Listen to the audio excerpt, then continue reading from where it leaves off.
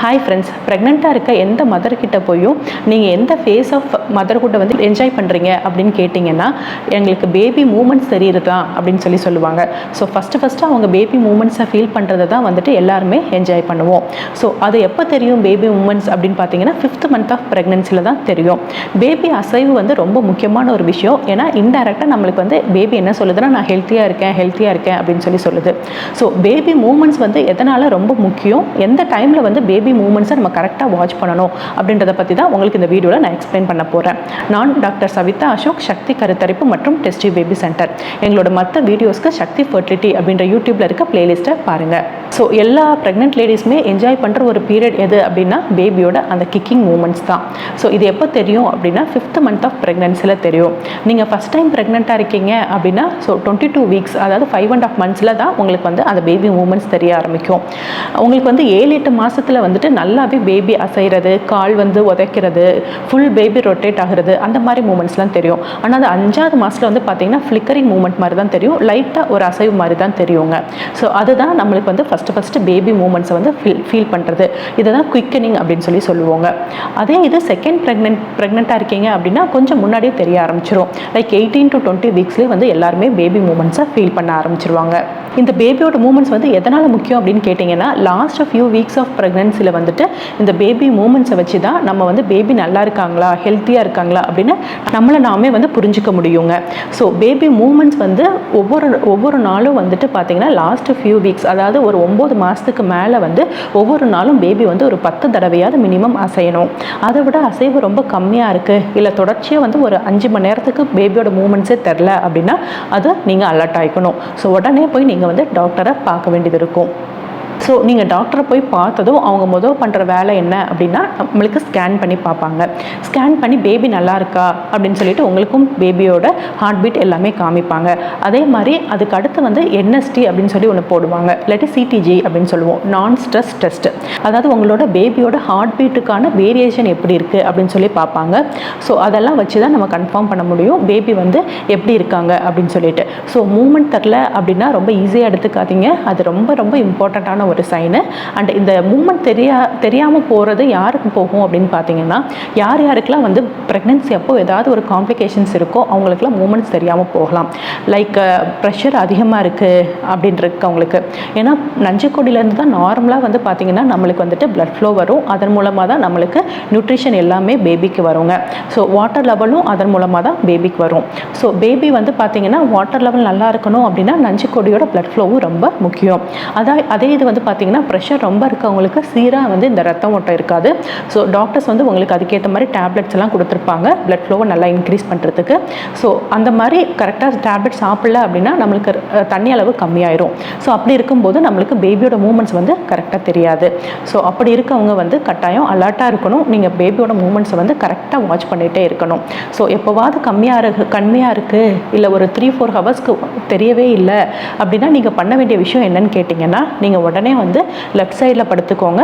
And glucose இருக்கிற மாதிரி ஏதாவது ஒரு ஜூஸ், அதாவது சுகர் நிறையா போட்டு ஏதாவது ஒரு ஜூஸ் குடிங்க. இல்லாட்டி உடனே வந்து நீங்கள் கொஞ்சம் ஹெவியான ஒரு மீல்ஸ் வந்து சாப்பிட்டீங்க அப்படின்னா நம்ம சாப்பிட்டு ஒரு மணி நேரத்தில் வந்து பார்த்திங்கன்னா பேபி எப்படியும் வந்து ஒரு 2 டைம்ஸாவது மூவ் பண்ணுவாங்க. ஸோ லெஃப்ட் சைடில் படுத்து பார்க்கணும் நீங்கள் அமைதியாக. ஸோ 2 டைம்ஸாவது ஏதாவது மினிமம் ஒரு 1 or 2 டைம்ஸ் மூவ் ஆகுறாங்க அப்படின்னா ஓகே நம்ம பேபி நல்லா ஹெல்த்தியாக இருக்காங்க, ஸோ நம்ம ப்ராப்ளம் இல்லை அப்படின்னு சொல்லி நீங்கள் விட்டுடலாம்.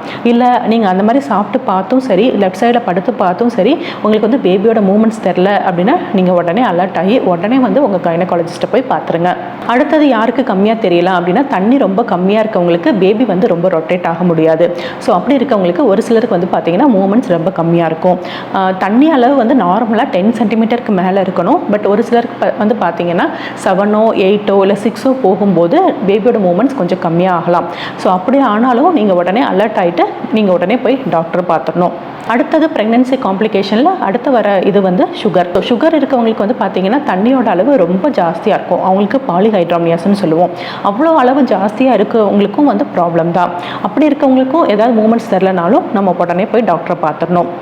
அண்ட் ஒரு சிலருக்கு நார்மலாகவே எந்த ஒரு ப்ராப்ளமும் இல்லாமல் பேபியோட மூமெண்ட்ஸ் வந்து சரியாக தெரியாமல் இருந்தாலும் உடனே போய் டாக்டரை பார்த்து பேபி நல்லா இருக்காங்களா அப்படின்றத கன்ஃபார்ம் பண்ணிக்கோங்க. நான் சொன்ன இந்த காம்ப்ளிகேஷன்ஸ் மட்டும் இல்லாமல் நார்மலாக ப்ரெக்னெண்ட்டாக இருக்கவங்களும் வந்துட்டு 7 மாதத்துக்கு மேலே பேபியோட மூமெண்ட்ஸை நீங்கள் ரெகுலராக செக் பண்ணிகிட்டே வாங்க. ஏன்னா பேபியோட மூமெண்ட் வந்து மினிமமாக வந்துட்டு ஒரு 10 டைம்ஸாவது தெரியணும் நான் சொன்ன மாதிரி. அண்ட் நீங்கள் தெரிஞ்சிக்க வேண்டிய இன்னொரு விஷயம் என்னன்னு கேட்டிங்கன்னா, பேபி எப்பயுமே மூவ் ஆகிட்டே இருக்க மாட்டாங்க. நம்மளுக்கு எப்படி ஒரு ஸ்லீப்பிங் ஃபேஸ் இருக்கோ அதே மாதிரி குழந்தைக்கும் தூங்குற டைம் அப்படின்னு சொல்லிட்டு ஒரு டைம் இருக்குங்க. ஸோ ஒரு 45 மினிட்ஸ் டு 1 hour வரைக்கும் பேபி மூவ் ஆகுறாங்கன்னா மேபி அடுத்த 1 hourக்கு தூங்கலாம். ஸோ நம்மளுக்கு எப்பயுமே மூமெண்ட்ஸ் தெரிஞ்சிட்டே இருக்கணும் அப்போனா தான் பேபி நல்லா இருக்குது அப்படின்றத நினச்சிக்காதீங்க. அது ஒரு தவறான விஷயம். ஏன்னா பேபி தூங்கிட்டு இருக்க டைமில் மூமெண்ட்ஸ் வந்து இருக்காது. ஸோ மினிமமாக வந்துட்டு ஒரு நாளைக்கு 10 to 12 மூமெண்ட்ஸ் இருந்தாலே ஓகே பேபி ஹெல்த்தியாக இருக்குது அப்படின்னு அர்த்தம். அதை விட கம்மியாக தான் இருக்குது அப்படின்னா தான் அடுத்து நம்ம அலர்ட் ஆகிட்டு போய் டாக்டரை பார்க்கணும்.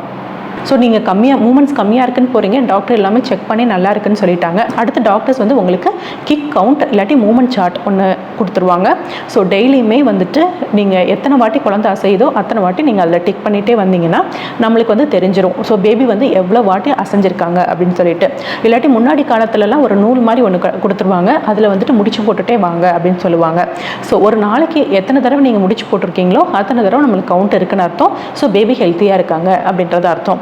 ஸோ ஒன்ஸ் நீங்கள் டாக்டர்கிட்ட போயிட்டு வந்து பேபி நல்லா இருக்காங்க அப்படின்ன உடனே நீங்கள் இந்த மாதிரி மெத்தடில் கூட நீங்கள் ஃபாலோ பண்ணிக்கலாம்.